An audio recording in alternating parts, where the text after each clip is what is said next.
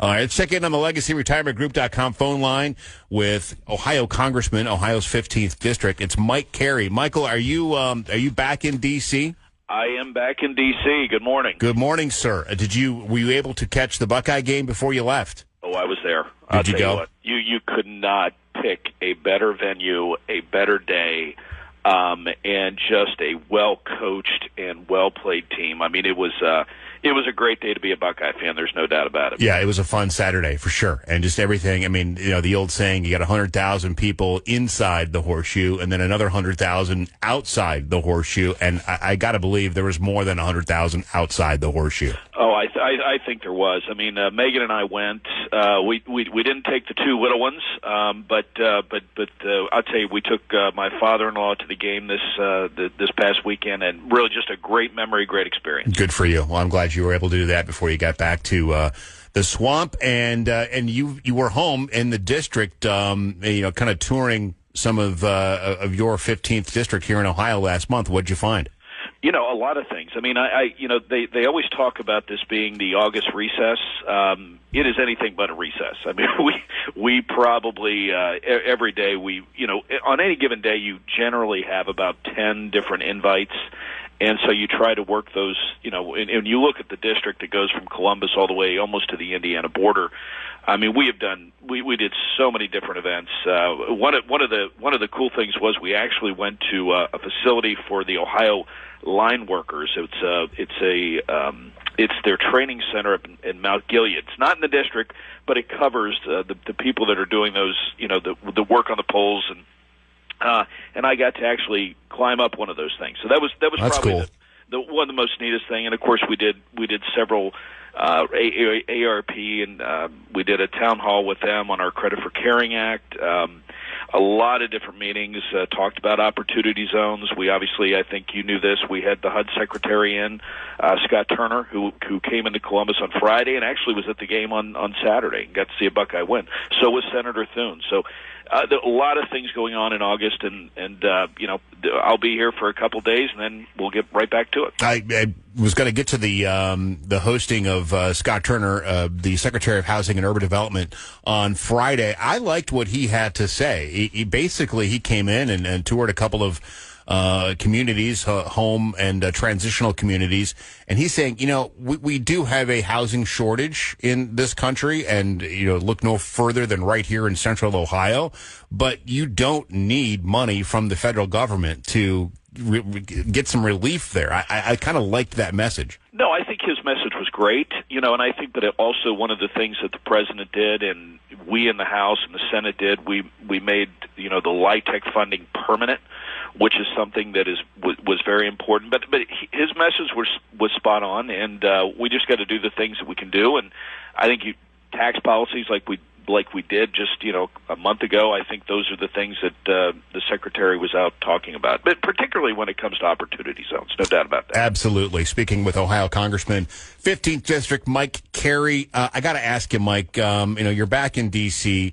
The House Oversight Committee released some more Epstein documents, 33,000. A lot of these were already public, but I think people are interested to know what is included in these and why it's taking so long. They're coming out in drips and drabs, and every time there's this document dump, and in this case there's some video footage, and I don't really know what it shows, if anything.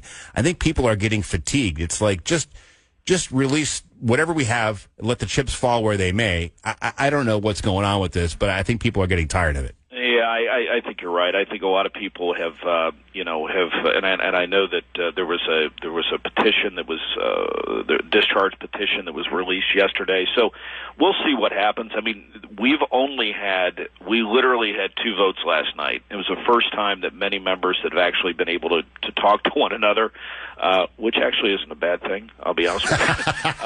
But it was the first time I think a lot of us had the opportunity to talk to one another. So we have conference today. I'm sure this will be discussed, and then we have votes today, and then we'll go back on Thursday. So I'm sure that we'll be discussing this discharge petition at some point. Yeah, and then again, I'm of the opinion that just no matter if it's your favorite celebrity or your favorite politician, if there were crimes committed against minors, involved, and Epstein was at the center of this, then the American public needs to know about it.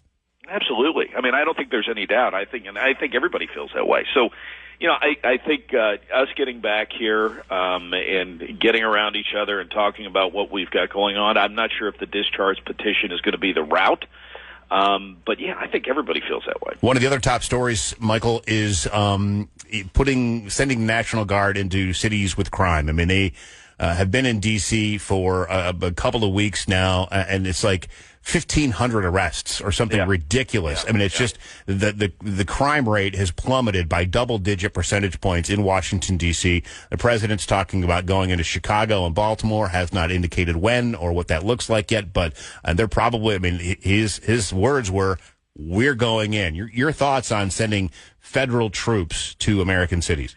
Well, first off, I think when you look at D.C., and I've talked to a lot of people about this, the one thing that we have to understand, this is not just the capital of Ohio or West Virginia or Michigan. This is the nation's capital, and we have thousands of visitors that come through every single day. And a lot of people don't know the city. I had the opportunity to work here in the 1990s when crime was worse, but we've seen over the last 10 years, really last 7 years, we've seen an uptick in crime. I pointed out a dear friend of mine, Congressman Ron Estes, who's out of Kansas. He sits on the Ways and Means Committee. He lost one of his interns because of gunfire here in the city.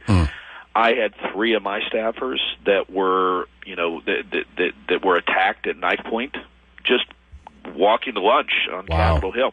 So, I mean, these aren't anecdotal issues. I mean, these are things that really happen. And so, I think the governor was right in Ohio to send in the National Guard. I think the president has been right to do what he's been doing in D.C., and we obviously have seen crime down. Why is it somebody like me, who's a member of Congress, can be protected on Capitol Hill, but when you're coming in from, I don't care whether it's Sydney, Ohio, or Hilliard, Ohio, and you don't have those same protections? To me, what the president has done with the National Guard in D.C. has protected our American citizens. So I appreciate what he's done, and I appreciate the governor supporting him. Yeah, and the fact that there's people that are resisting it is just mind-boggling to me. It doesn't make any sense. It really not, makes no sense. Makes no sense whatsoever. I mean, when you have had carjackings, we've had a member of Congress. Think about this. We've actually had a member of Congress that was just driving on Navy Yard, which is probably maybe a mile from the Capitol, got hijacked, or carjacked. I mean, so when you have, and this isn't anecdotally, I mean, it's either 25 or 25 or 24. The DC does not prosecute anybody that is under the age of 24, 25. Yeah. So these people come in and out all the time. So, and they're not just from D.C. These are people from Maryland. They're people from all over. But listen, I think what the president has done, getting the National Guard here in D.C., has sent a very good message, and that's why you've seen the numbers go down. Congressman, what else do you have on your agenda in the next week or so? I know that we're trying to, the story's just starting to pop a little bit, trying to fund the government by the end of the month. Well, we've got to, and I've always been a big supporter of that because I truly believe that anybody that is serving our nation should not have to worry about a paycheck. I mean, bottom line. So we've got to do our job, get the funding done. I think there's the possibility that we could see another reconciliation package before the end of the year, and I know those are some of the things we're going to be talking about here over the next 24, 48 hours. There could be minibuses. But we got to keep the government open and, look to get some things done in terms of the reconciliation package, which I think would be, I think a lot of Americans would like that. Well, keep us up to speed. We'll check in a couple of weeks. You're very generous with your time. Congressman Mike Carey, as always, we appreciate you, sir.